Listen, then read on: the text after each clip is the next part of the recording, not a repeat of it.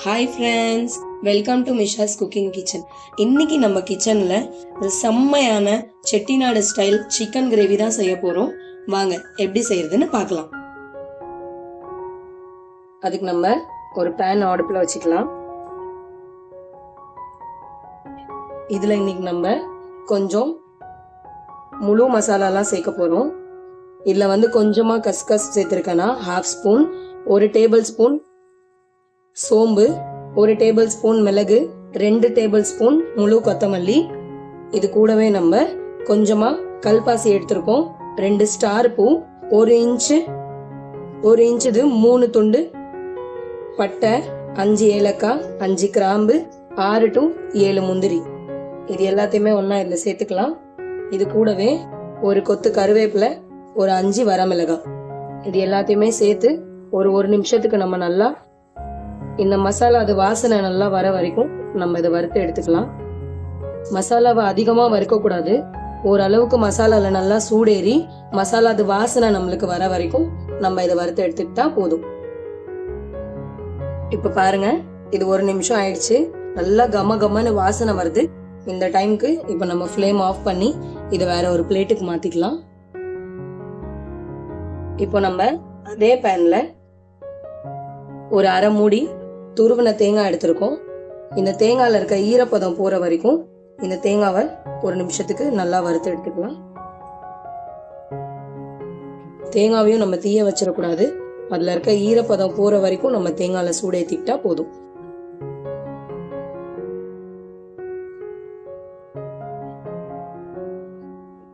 இப்ப பாருங்க, தேங்காயில இருக்க ஈரப்பதம்லாம் நல்லா போய் உங்களுக்கு பார்த்தாலே நல்லா தெரியும். நல்லா உதிரியா ஆயிடுச்சு. நம்மளது ஈரப்பதம் சுத்தமா இல்லை. இந்த பதத்துக்கு இப்போ நம்ம ஃப்ளேம் ஆஃப் பண்ணி இதை வேற ஒரு பிளேட்டுக்கு மாத்திக்கலாம். இப்போ நம்ம சேம் பேன்ல ஒரு 4 to 5 கரண்டி எண்ணெய் ஊத்திக்கலாம்.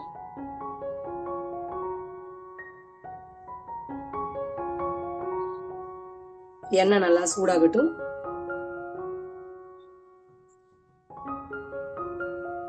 எண்ணெய் நல்லா சூடாயிடுச்சு. இதுல இப்ப நம்ம கொஞ்சமா சோம்பு, ஒரு 2 காஞ்ச மிளகாய், ஒரு கொத்து கருவேப்பிலை, இது எல்லாமே ஒரு 30 செகண்டுக்கு நல்லா ஃப்ரை ஆகட்டும். அதுக்கப்புறம் ஒரு 4 மீடியம் சைஸ் வெங்காயம் நான் மெலிசா வெட்டி வச்சிருக்கேன். அதை நம்ம இதுலயே சேர்த்து நல்லா பொன்னிறமா வணங்குற வரைக்கும் இதை நம்ம வதக்கி வச்சுக்கலாம்.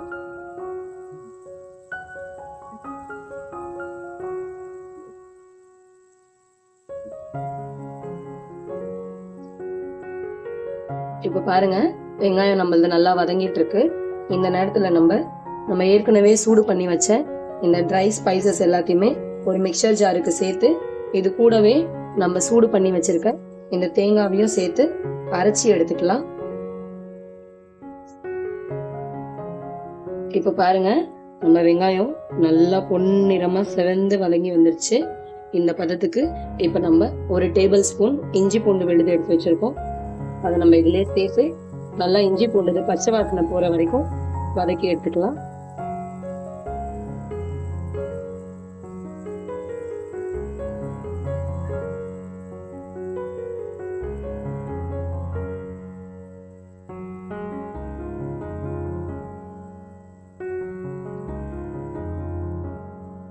இப்போ இதுல இஞ்சி பூண்டு பச்சை வாசனை நல்லா போயிடுச்சு. இதுல இப்போ நம்ம 2 மீடியம் சைஸ் தக்காளியை மெலிசா வெட்டி வச்சிருக்கேன். இதையும் இதுலயே சேர்த்து தக்காளி நல்லா மசிஞ்சு வர வரைக்கும் நம்ம தக்காளிய வதக்கி எடுத்துக்கலாம்.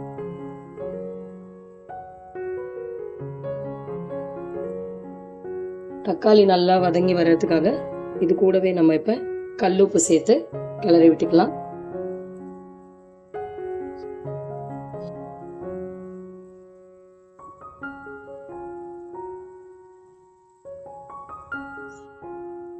பாருங்க, நம்ம தக்காளி எந்த அளவுக்கு மசிஞ்சு வந்துடுச்சு. இப்போ இதுல நம்ம 1/2 டீஸ்பூன் மஞ்சத்தூள் சேர்த்துக்கலாம்.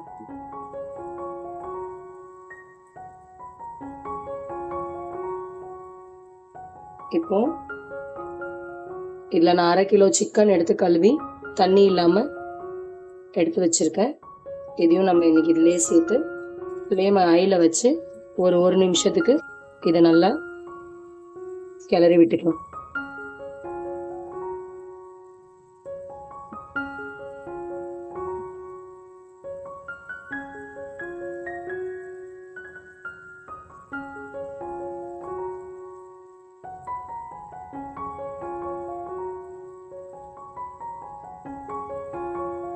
இது ஒரு நிமிஷம் நல்லா கிளறியாச்சு. இப்போ நம்ம இதில் அரைச்சி வச்சிருக்க நம்மளோட மசாலாவை இதில் சேர்த்துக்கலாம். இதையும் சேர்த்து நம்ம நல்லா கிளறி எடுத்துக்கலாம். இதையும் இப்போ இதில் சேர்த்து நல்லா கிளறியாச்சு. இதில் இப்போ நம்ம தேவையான அளவுக்கு தண்ணியும் சேர்த்துக்கலாம். அவ்வளோதான். இப்போ இதில் நம்ம தண்ணியும் சேர்த்தாச்சு. இப்போ இதை நம்ம மூடி போட்டு ஒரு மிதமான சூட்டில் 15 நிமிஷத்துக்கு சிக்கனை நம்ம நல்லா வேக வச்சுக்கலாம்.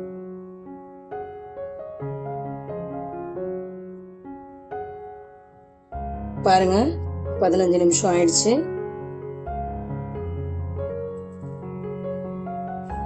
நல்லா கொதிச்சு வந்துட்டு இருக்கு.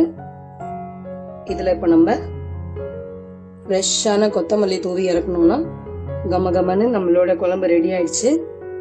இதை இப்ப நம்ம ஒரு பவுலுக்கு மாத்திக்கலாம்.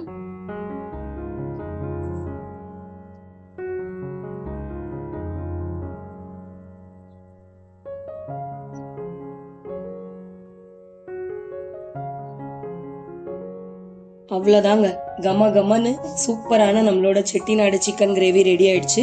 நீங்களும் இதே மாதிரி செஞ்சு உங்கள் வீட்டில் ட்ரை பண்ணுங்க. இந்த வீடியோ உங்களுக்கு பிடிச்சிருந்தா உங்கள் ஃப்ரெண்ட்ஸ் அண்ட் ஃபேமிலி கூட ஷேர் பண்ணுங்க. மறக்காமல் நம்ம மிஷாஸ் குக்கிங் கிச்சனை சப்ஸ்கிரைப் பண்ணிக்கோங்க. இதே மாதிரி ஒரு சூப்பரான ரெசிபியோட உங்களை நான் நாளைக்கு சந்திக்கிறேன்.